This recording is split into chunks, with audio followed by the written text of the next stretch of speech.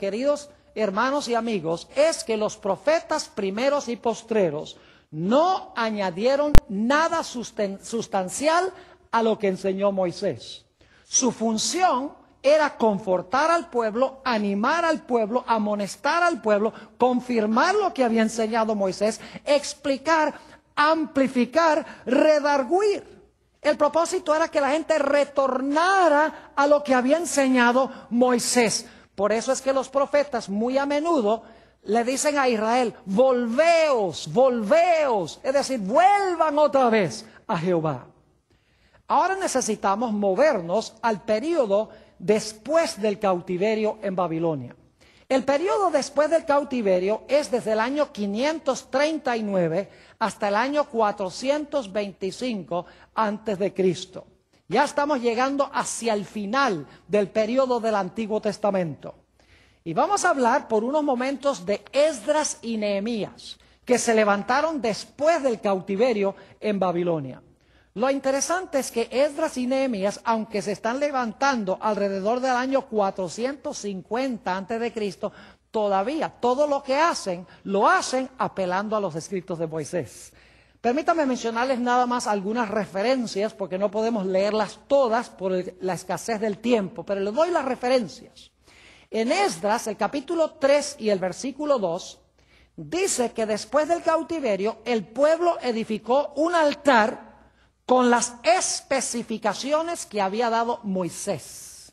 En Esdras 6 y el versículo 18, dice que los sacerdotes y los levitas se organizaron después del cautiverio como Dios había mandado a través de Moisés.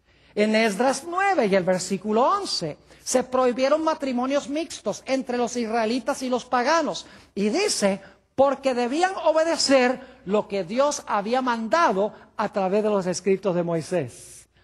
En Nehemías, el capítulo 8 y el versículo 1 al 3, y también el versículo 8 y 9 y el versículo 13 al 15, dice que el pueblo celebró la fiesta de tabernáculos después que regresaron a su tierra. Y dice que celebraron la fiesta de tabernáculos exactamente como lo había mandado Moisés. Y en Nehemías, el capítulo 10 y el versículo 28 y 29, el pueblo prometió obedecer la voluntad de Dios tal cual fue dada a Moisés. Es decir, a través de todo el Antiguo Testamento, mis hermanos y hermanas, los que están viendo por televisión, la gente está apelando a los escritos de Moisés como fundamentales. Nadie le está añadiendo nada a los escritos de Moisés. Sencillamente están ampliando, están explicando, están corrigiendo al pueblo por desviarse de los escritos de Moisés. Pero todas las doctrinas claves están en los escritos de Moisés. Permítanme leerles una última cita del Antiguo Testamento antes de ir al Nuevo.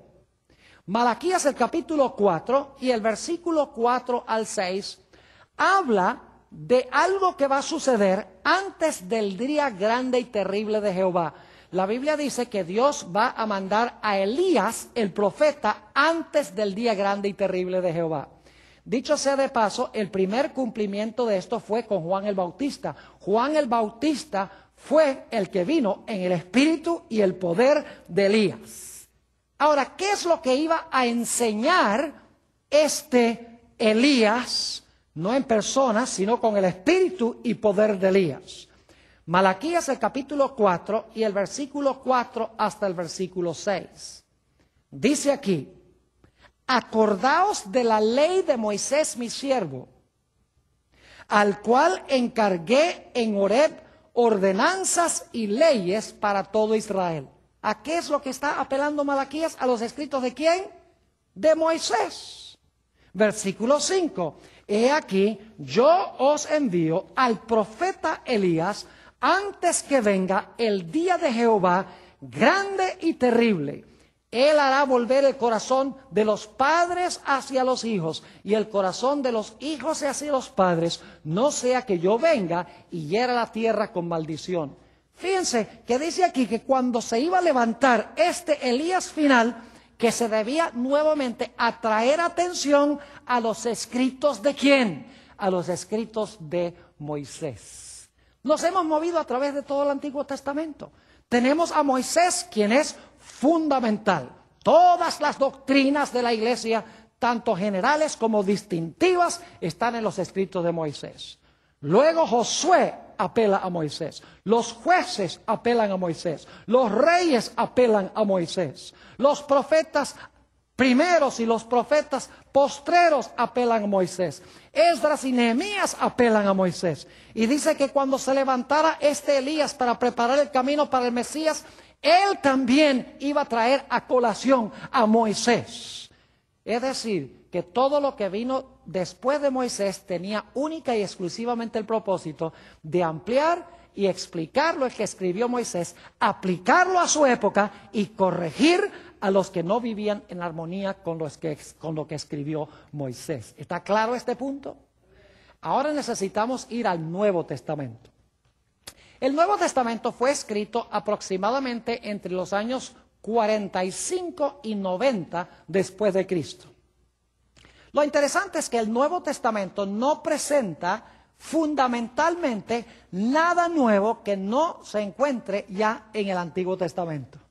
El Nuevo Testamento amplifica, confirma, desarrolla y explica lo que ya contiene el Antiguo Testamento.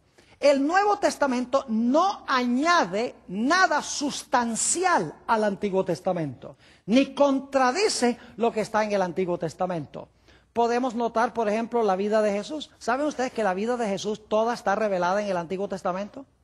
Cuándo iba a nacer, dónde iba a nacer, que lo iban a anunciar una estrella, las palabras que sus enemigos iban a decir cuando él iba a colgar sobre la cruz, el hecho de que lo iban a traspasar con una lanza, que iban a echar suerte sobre sus vestimentas, que iba a morir, que iba a ser sepultado, que iba a resucitar el tercer día. Todo eso estaba ya en el Antiguo Testamento.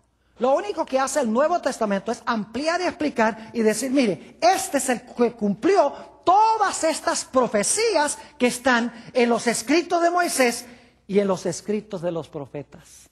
Es decir, que el Nuevo Testamento es una ampliación de la luz que Dios dio a través del Antiguo Testamento, comenzando con Moisés.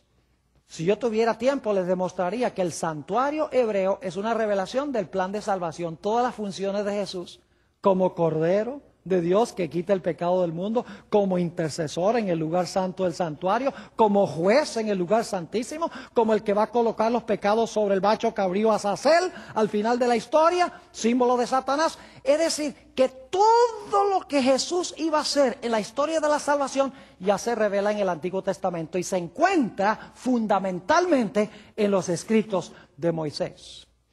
Yo quiero leerles algunos textos del Nuevo Testamento que demuestran esto claramente. Vayan conmigo a San Juan el capítulo 1 y el versículo 45. San Juan 1 y el versículo 45. Aquí nos dice que Felipe consiguió a Natanael. Y Felipe, quien era uno de los discípulos, le dijo a Natanael que él había encontrado al Mesías. Note lo que dice Juan 1 y el versículo 45. Dice, Felipe halló a Natanael y le dijo, hemos hallado, ahora escuchen bien, hemos hallado a aquel de quien escribió Moisés en la ley. ¿Está claro eso? Jesús, ¿quién había escrito en cuanto a Jesús? Moisés, ¿dónde? En la ley. Así como los profetas, es decir, Moisés lo enseñó y los profetas confirmaron lo que enseñó Moisés. Y luego dice, ¿quién es? A Jesús, el hijo de José de Nazaret. Es decir, Moisés y los profetas hablaron de este y dice Felipe, aquí está, ya lo conseguimos. No está trayendo nueva luz, ni nuevas doctrinas, ni nuevas enseñanzas. Está sencillamente confirmando lo que ya estaba en los escritos de Moisés y fue confirmado por los profetas. Noten Lucas 24 y el versículo 27. San Lucas 24 y el versículo 27. Aquí el Señor Jesucristo alcanza a dos hombres que están caminando a un pueblo cerca de Jerusalén que se llamaba Emaús. Y empieza